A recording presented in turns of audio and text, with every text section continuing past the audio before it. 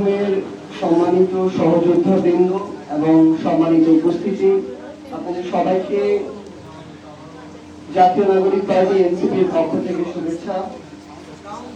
আজকে ঐতিহাসিক ৫ মে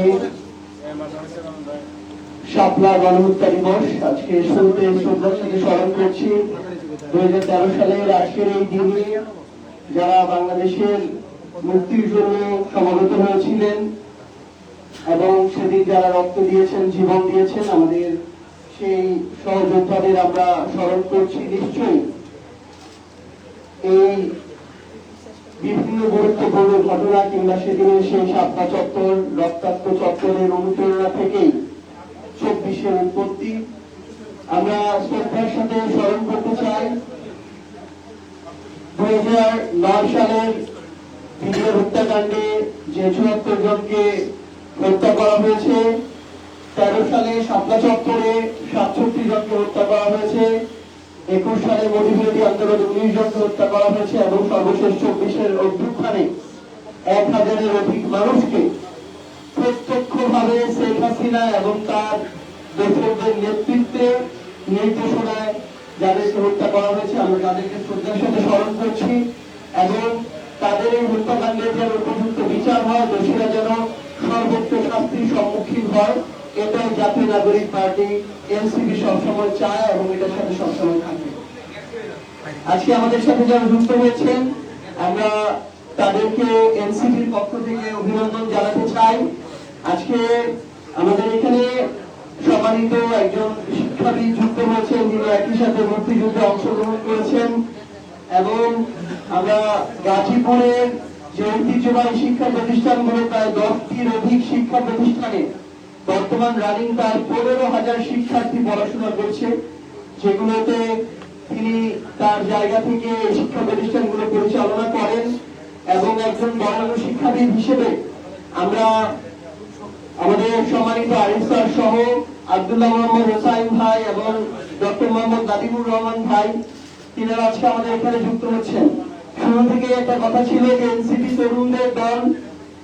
অনেকেই বলেছিলেন, আমাদেরকে পরামর্শ দিয়েছিলেন যে তরুণদের সাথে আমাদের যারা অগ্রজ রয়েছে তাদের অভিজ্ঞতা, তাদের পরামর্শের একটা সংমিশ্রণ প্রয়োজন। আমরা সেই পথে হাঁটছি। আমাদের যারা সম্মানিত অগ্রজ, যাদের বয়স এখন ৫০-৬০-এর ঘরে দীর্ঘ একটি অভিজ্ঞতার ক্যারিয়ার রয়েছে, বিভিন্ন ক্ষেত্রে যারা বিশেষ দক্ষতা নিয়ে দীর্ঘ সময় কাজ করেছেন, আমরা তাদেরকে আহ্বান জানাচ্ছি এবং তাদেরকে পাশে রেখে পুরো বাংলাদেশে যারা আমাদের অগ্রজ রয়েছেন, বাংলাদেশ গড়ার লড়াই একসাথে কাজ করতে চান, এখনো আত্মবিশ্বাসী যে আমাদের এই সন্তানরা সহ আমরা একসাথে হাতে হাত রেখে যদি কাজ করি, আমরা আমাদের কাঙ্ক্ষিত জায়গায় বাংলাদেশকে দেখতে পাবো। আমরা এনসিপির পক্ষ থেকে তাদেরকে আহ্বান জানাই যে আপনারা যে জায়গায় ইচ্ছা, কেন্দ্রীয় কমিটি থেকে শুরু করে স্থানীয়ভাবে আপনারা যুক্ত হয়ে আমাদের এনসিপির সাথে কাজ করতে পারেন। আমরা আপনাদেরকে নেওয়ার জন্য সবসময় প্রস্তুত আছি।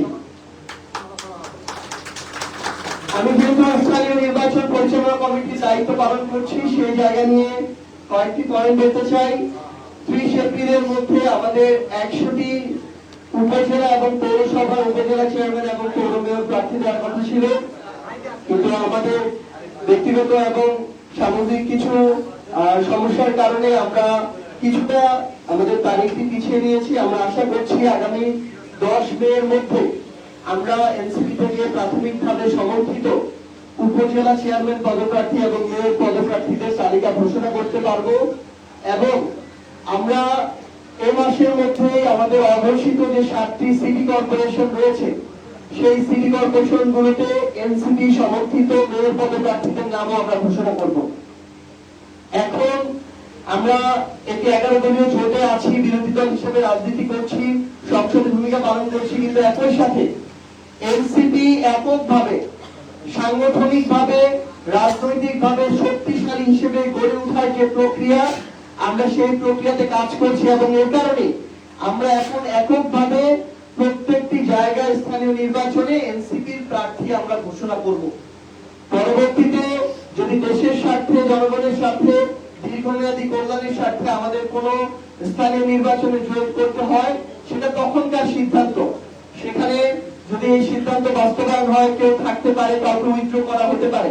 কিন্তু এখন পর্যন্ত আমরা এককভাবে আমাদের যে স্থানীয় নির্বাচন সেই নির্বাচনের প্রস্তুতি চালিয়ে যাচ্ছি এবং আশা করছি খুব স্বল্প সময়ের মধ্যে উপজেলা চেয়ারম্যান, পৌরসভা মেয়র এবং সিটি কর্পোরেশনের মেয়র পদপ্রার্থীদেরকে আমরা এনসিপির পক্ষ থেকে ঘোষণা করতে পারবো।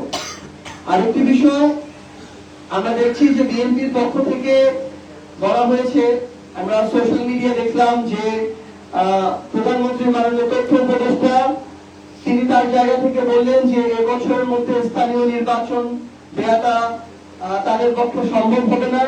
তাদের ভাষ্য অনুযায়ী আমরা যেটা বুঝতে পারছি যে তারা আবার স্থানীয় নির্বাচনকে টালবাহানা করে পিছিয়ে 2027 সালে ডিসেম্বরে নেওয়ার পরিকল্পনা করছেন এবং তারা এটা করতে চায়। এর মধ্য দিয়ে তারা ইতিমধ্যেই জেলা পরিষদ এবং সিটি কর্পোরেশন প্রশাসন দিয়েছে তাদের অযোগ্য নির্বাচনে পরাজিত যেই ধরনের নেতা কর্মী যারা আছে তাদেরকে দিয়ে তারা এখন জেলা পরিষদ, সিটি কর্পোরেশন পরিচালনা করছে এবং স্থানীয় সরকারের এই গুরুত্বপূর্ণ কেন্দ্রগুলোকে তারা নিজেদের ভাগ বাটোয়ারা আর লুটপাটের চাঁদাবাজির এক একটা সেক্টর বানানোর চেষ্টা করছে। তারা জাতীয় নির্বাচনের আগে বলেছিল যে যত দ্রুত জাতীয় নির্বাচন দেওয়া প্রয়োজন দেশের জন্য, মানুষের সেবার জন্য। তাহলে এখন তারা সরকার গঠন করেছে, এখন কি মানুষের সেবার প্রয়োজন নেই? এই উত্তর তাদেরকে দিতে হবে। উপজেলা পর্যায়ে কোন উপজেলা চেয়ারম্যান এই মুহূর্তে নেই। তারা আবার তাদের পূর্বে ক্ষমতাকে কুক্ষিগত করার যে পায়তারা, সেই পায়তারা শুরু করছে। তাদের আমরা কথা শুনতে পাচ্ছি তারা নাকি উপজেলা পরিষদ বিলুপ্ত করার চেষ্টা করছে।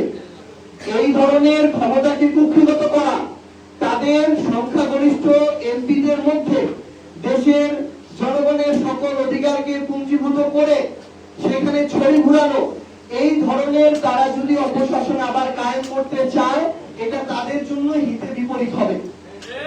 এই জন্য আমরা তাদেরকে আহ্বান করব অতি দ্রুত সময়ের মধ্যে সিটি কর্পোরেশন এবং উপজেলা ও পৌরসভা নির্বাচন যেন তারা এই বছরের মধ্যেই তাদেরকে দিতে হবে। তারা বিরোধী দল এবং বিরোধী দলীয় জোটকে রাজপথে নামার জন্য সকল ধরনের অপকর্ম এবং অপসিদ্ধান্ত তারা গ্রহণ করবে। আর আমরা যখন রাজপথে নামি তখন তারা বলে যে আমরা আমাদের জায়গা থেকে নাকি সরকারকে স্থিতিশীল দেখতে চাই না, এই জন্য আমরা 3 মাস যেতে না যেতে রাজপথে নেমে যাচ্ছি। তো আমরা তাদেরকে আহ্বান করব যে বিরোধী দল আমাদের যেন রাজপথে না নামতে হয়, আপনাদেরকে ওই সিদ্ধান্তটা নিতে হবে এবং স্থানীয় নির্বাচনকে নিয়ে কোন ধরনের পায়তারা করার সুযোগ নেই। এবছরের ডিসেম্বরের মধ্যেই আমরা সিটি কর্পোরেশন, উপজেলা পরিষদ এবং পৌর মেয়রের যে স্থানীয় নির্বাচন সেই নির্বাচনগুলো দেখতে চাই এবং সেই অনুযায়ী এই নির্বাচন কমিশন এবং স্থানীয় সরকারকে প্রস্তুতি নিতে হবে। তো আমরা আপনাদের সবাইকে আবার অসংখ্য ধন্যবাদ জানাই এবং আমাদের মুখপাত্রের তথ্য পদ্ধতি আজকে আমাদের শেষ হলো। আপনাদের সবাইকে অসংখ্য ধন্যবাদ।